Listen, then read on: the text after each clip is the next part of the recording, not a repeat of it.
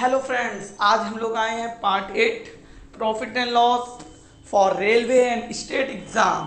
तो आज हम लोग सीखेंगे जब चीज़ों को कहता है ये चीज़ें समान बराबर इन वर्ड का यूज किया जाता है तो इनको किस प्रकार हैंडल करना है। ये एक प्रकार का कॉन्सेप्ट है जो हमको पूरी अर्थमेटिक में यूज करना है। तो आपको दो वर्ड मिल सकते हैं, एक समान एक बराबर। तो आप इस बात को दिमाग में अच्छे से बैठा लीजिए कि जहाँ कहीं भी प्रॉफिट लॉस एलिगेशन कोई भी चैप्टर हो अर्थमेटिक का, अगर आपको दो वर्ड मिल रहे हैं देखने को जहाँ पे लिखा है ये चीज़ें बराबर हैं, ये चीज़ें समान हैं, तो आपको तुरंत दिमाग में स्ट्राइक करना चाहिए कि उन चीज़ों को हमें समान करना है, उन चीज़ों को हमें बराबर करना है, तभी हमारा क्वेश्चन सॉल्व होगा। तो देखते हैं किस प्रकार क्वेश्चन बन सकते हैं। जैसे आपको मैं कहूँ कि दो चीज़ों को एक ही मूल्य पर बेचा जाता है, क्या किया जाता है, एक ही मूल्य पर बेचा जाता है, यानी दोनों के एसपी बराबर दे दें आपको और कहें पहले पे हमको 20% का, दो चीज़ें हैं दोनों के एसपी हमने दे दी बराबर हैं, पहले पे आपको 20% का प्रॉफिट होता है। तो पहले पे 20% का मतलब 20% कौन सा भाग है, 5, और हो रहा है फायदा तो कहाँ पे जाएंगे, 6 पे। और दूसरी पर भी 25% का प्रॉफिट होता है, दूसरी पर कितने का हो रहा है, 25 का। पहले पे हो रहा था 20% का प्रॉफिट और दूसरे पे हो रहा है 25% का प्रॉफिट। 25% का मतलब 4 से 5 जाएंगे। तो इतना आपने स्ट्रक्चर तैयार कर लिया, लेकिन फिर आपने देखा कि सवाल में तो दिया है पहला और दूसरा एसपी आपस में बराबर हैं, दोनों एक ही मूल्य पर बेचे जा रहे हैं। तो यहाँ पे अच्छा ये होता है सीपी, ये होता है एसपी, ये तो आप जानते होंगे, बेसिक वीडियो में पढ़ के आए हैं, अच्छे से वहाँ समझाया था पार्ट 1 में और बेसिक वीडियो में किस तरह ये पूरा स्ट्रक्चर तैयार करते हैं। तो अब देखिए यहाँ पे एसपी 6 है, यहाँ पे एसपी 5 है, तो होगा कैसे सवाल सॉल्व, जब आपको दिए हैं बराबर या समान दोनों एसपी तो इनको करना पड़ेगा बराबर। और आपको पहले भी बता चुके हैं अर्थमेटिक में कोई भी चीज़ को बराबर या समान बनाने के लिए लिया जाता है उन दोनों चीज़ों का एलसीएम। तो अब इनका एलसीएम लेंगे कैसे, आपको पता होगा जिन चीज़ों में जैसे इन दोनों का एलसीएम लेना है और उनके बीच अगर कोई कॉमन नहीं हो रहा है, जैसे इसमें देखिए कुछ कॉमन आ रहा है 1 के अलावा कोई कॉमन नहीं है, तो उन दोनों का आपस में कर दो मल्टीप्लाई, हो जाता है उनका एलसीएम। तो 5 का 6 में कर दोगे मल्टीप्लाई, तो इसमें करना क्या है, जब दोनों में कुछ कॉमन नहीं है तो आप क्या करिए ऊपर वाले का नीचे वाले का ऊपर गुणा कर दीजिए, ऊपर वाले का नीचे कर दीजिए। कैसे, जैसे देखिए नीचे कर दिया ये 5 ऊपर और नीचे कर दिया 6, तो देखिए क्या हो गया, 6 पंचे 30, 6 पंचे 30, दोनों चीज़ें हो गई ना बराबर, और यही तो कह रहा था बराबर। लेकिन रेशियो का एक नियम होता है, अकेले आप एक जगह मल्टीप्लाई नहीं कर सकते, करेंगे तो फिर पूरे में करेंगे। तो ये देखिए ये 5 से कितना बन जाएगा, पहले वाला जो सीपी है, ये देखिए ये पहले वाला सीपी है, ये दूसरा सीपी है, तो पहला सीपी 5 बचे 25 बन जाएगा और दूसरा वाला कितना बन जाएगा, 6 चक्को 24। तो उनके सीपी का रेशियो क्या निकल के आएगा, 25 रेशियो 24। तो ये चीज़ आपको समझ में आई, ये बहुत इंपॉर्टेंट टॉपिक है, बहुत इंपॉर्टेंट कॉन्सेप्ट है जो आपको पूरी अर्थमेटिक में कहीं ना कहीं यूज आता रहेगा और सवालों को बड़ा छोटा कर देगा। तो आइए इससे रिलेटेड किस प्रकार पेपर में क्वेश्चन बनते हैं वो देख लेते हैं। और प्लीज़ जिसने अभी चैनल को सब्सक्राइब नहीं किया है चैनल सब्सक्राइब कर दे, क्योंकि ऐसे आपके पास डेली वीडियो अपलोड होते रहेंगे तो आपको नोटिफिकेशन मिलती रहेगी। और हमारा इंग्लिश का भी कोर्स चल रहा है और एक स्पेशल कोर्स आने वाला है जो SSC CGL pre mains and bank के लिए होगा। तो प्लीज़ प्लेलिस्ट में जाके देखते रहें, वहाँ पे आपको सीरीज़ बाई सीरीज़ सारे कोर्स अवेलेबल होने वाले हैं। तो आइए स्टार्ट करते हैं पार्ट 8 की टाइप। पहला क्वेश्चन लिखा हुआ है, एक व्यक्ति दो वस्तुएं एक ही मूल्य पर बेचता है।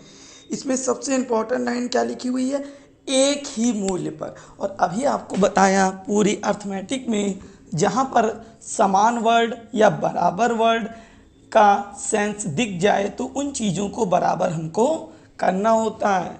अच्छा, बेचने वाली चीज़ यहाँ पे क्या है, बराबर। चलिए ठीक है, इस बात को याद रखिएगा। एक पर उसे 20% का लाभ, यानी 20% कौन सा भाग, पाँचवा। 5 से कहाँ गए, 6, यानी खरीदी होगी अगर वो चीज़ 5 की और बेची कितने की, 6 रेशियो की। और दूसरी, ये तो पहले के साथ हो गया, और दूसरे के साथ क्या हो रहा है, और दूसरी पर 25% का लाभ हुआ। 25% कौन सा भाग, चौथा भाग। 4 की लाए और बेची कितने की, 5 की। अच्छा एक बात बताइए, अभी आपने पहली लाइन पढ़ी, दोनों के विक्रय मूल्य समान हैं, एक ही मूल्य पर बेच रहा है। यहाँ इसका एसपी कितना है, विक्रय मूल्य 6, यहाँ किसका है 5। तो क्या ये दोनों बराबर हैं, बराबर तो है नहीं है, तो इन दोनों को क्या करना पड़ेगा, बराबर। तो 5 और 6 का लेना पड़ेगा एलसीएम। और एलसीएम अगर दो ऐसी चीज़ों का ले रहे हो जिनके बीच कुछ भी कॉमन नहीं है, तो उन दोनों का ही आपस में गुणा कर दो, एलसीएम बन जाता है।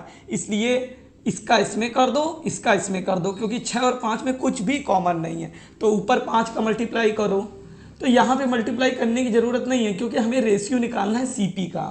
तो ये देखिए, दोनों के रेशियो निकाल के यहाँ पे रख लेते हैं, दोनों की सीपी का, ये पहले वाला सीपी है, ये दूसरे वाला। तो यहाँ जब 5 का से मल्टीप्लाई करोगे तो देखो, ये 5 6 का 30 बन जाएगा, और ये 5 बचे कितना हो जाएगा, 25। यानी पहले वाले का सीपी कितना आ गया, 25। और दूसरे वाले में इसको यहाँ कितने कर दोगे, 6 का। तभी तो देखिए 6 पंचे 30, 6 पंचे 30, चीज़ें बराबर हो गई, 30 ये भी, 30 ये भी। अब यहाँ क्या हो गया, 6 चक्को 24, तो दूसरी वाली का रेशियो कितना आ गया, 24। यानी पहली चीज़ 25 रेशियो की, दूसरी चीज़ 24 रेशियो की।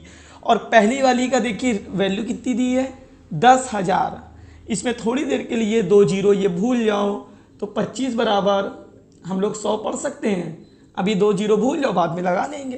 तो 25 बराबर 100 के, क्योंकि यहाँ पहला 25 उसका रेशियो है पहली वाली का सीपी, जिसकी वैल्यू है 100 के बराबर। तो 25 बराबर 100, 1 बराबर 4, तो 24 बराबर 9600। समझ नहीं, सॉरी, 24 बराबर 96। 25 बराबर 100, 1 बराबर 4, 24 बराबर 96। लेकिन हम ये 2 जीरो भूल गए थे, तो वो 2 जीरो यहाँ पे आके वापस लगा लो, तो आंसर कितना हो जाएगा, 9600। बात समझ में आई, ठीक। तो अगला क्वेश्चन देखते हैं। महज अपनी 2 गाय सामान्य मूल्य पर बेचता है। जैसे ये वर्ड मैंने पढ़ लिया समान, तुरंत इसको अंडरलाइन किया, क्या चीज़, बेचने वाली चीज़ समान होनी चाहिए, ठीक है। एक पर उसे, यानी पहली वाली पर उसको क्या हो रहा है, 10% की हानि, यानी पहली वाली 10 से कहाँ जा रहे हैं, 9 जा रहे हैं। फिर ओके, दूसरी वाली के बारे में देखते हैं। दूसरी पर 5% की हानि, यानी 5% कौन सा भाग है, 20वां भाग। 20 से कहाँ जा रहे हैं, 19। लेकिन इसका मतलब क्या होता है, ये सीपी और ये एसपी, लेकिन दोनों के एसपी तो बराबर दिए हुए हैं, आपने ऊपर पढ़ा। और यहाँ क्या बराबर है, ये 9 ये 19, तो इनको बराबर करने के लिए इनका एलसीएम लेंगे। और ये दोनों चीज़ों में कुछ कॉमन तो आ नहीं रहा है, तो एलसीएम क्या होगा, इन्हीं दोनों का आपस में मल्टीप्लाई हो जाएगा। तो ऊपर करते हैं 19 का मल्टीप्लाई और नीचे करते हैं 9 का मल्टीप्लाई। तो देखिए 19 इंटू 9, 19 इंटू 9, चीज़ें आपस में क्या हो गई, बराबर। तो हमको एसपी बराबर करना था, बराबर हो गया। अब यहाँ पे सीपी का रेशियो लिख लो, ये पहली वाली का, ये दूसरी वाली का। 19 दाम 190, और इसका क्या हो जाएगा, 20 नहीं 180। तो 0 से 0 काट लो, यानी पहली वाली 19 रेशियो की चीज़ है, दूसरी वाली 18 रेशियो। मेरे हिसाब से पहले वाली 19 है, लेकिन सवाल के अकॉर्डिंग 9500 है।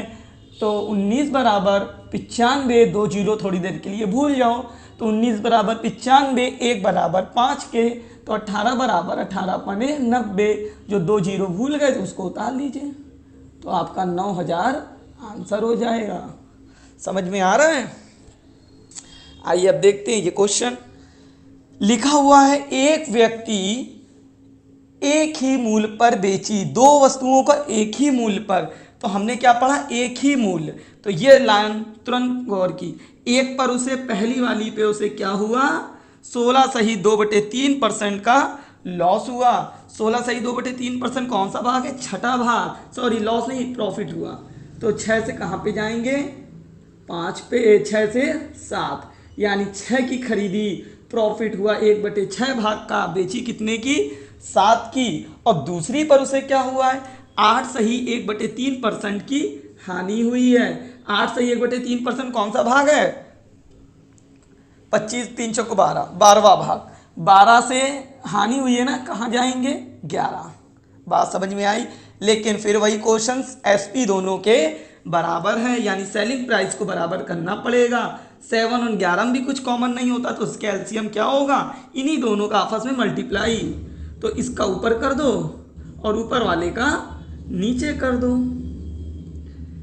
ये देखिए 11 इंटू 7, 11 इंटू 7, तो दोनों बराबर हो गए।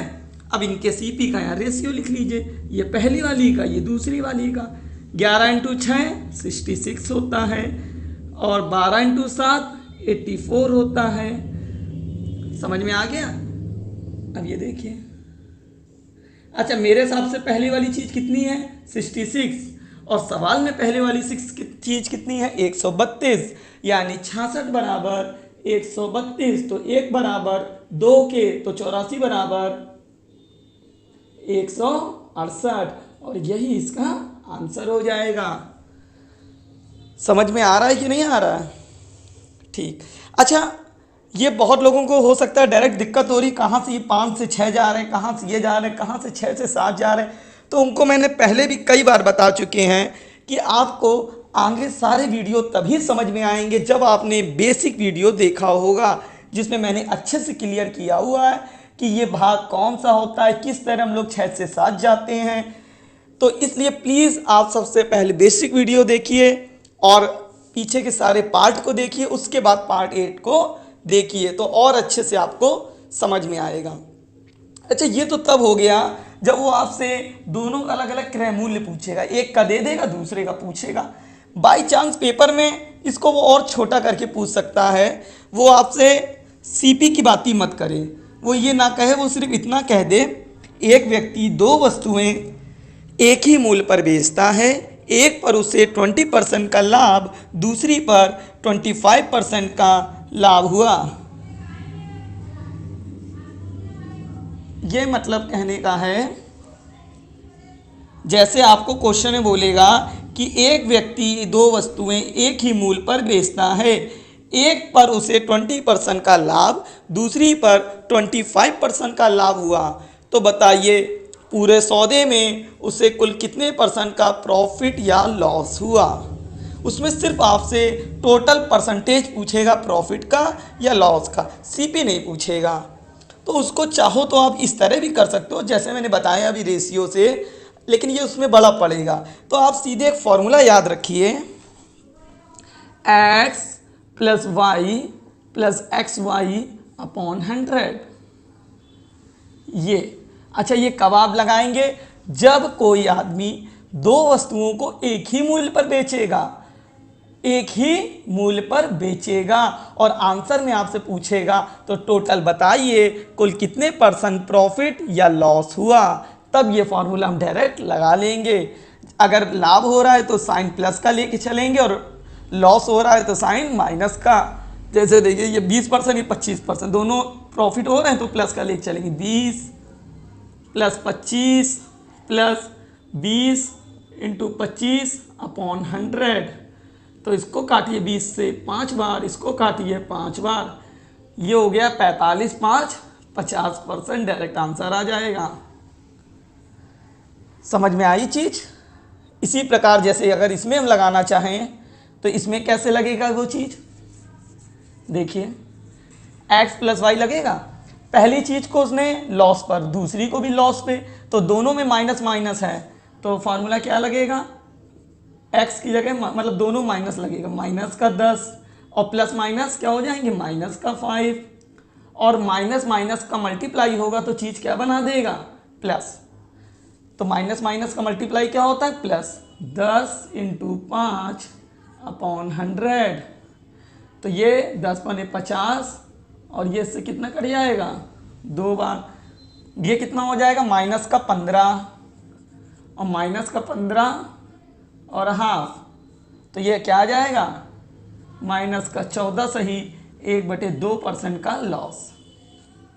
माइनस का साइन क्या दिखाएगा कि ये आपका लॉस आया हुआ है। तो इस प्रकार अगर कोई डायरेक्ट परसेंटेज पूछे तो भी आप सॉल्व कर लेंगे, और अलग अलग अगर सीपी पूछता है तो भी आप सॉल्व कर लेंगे।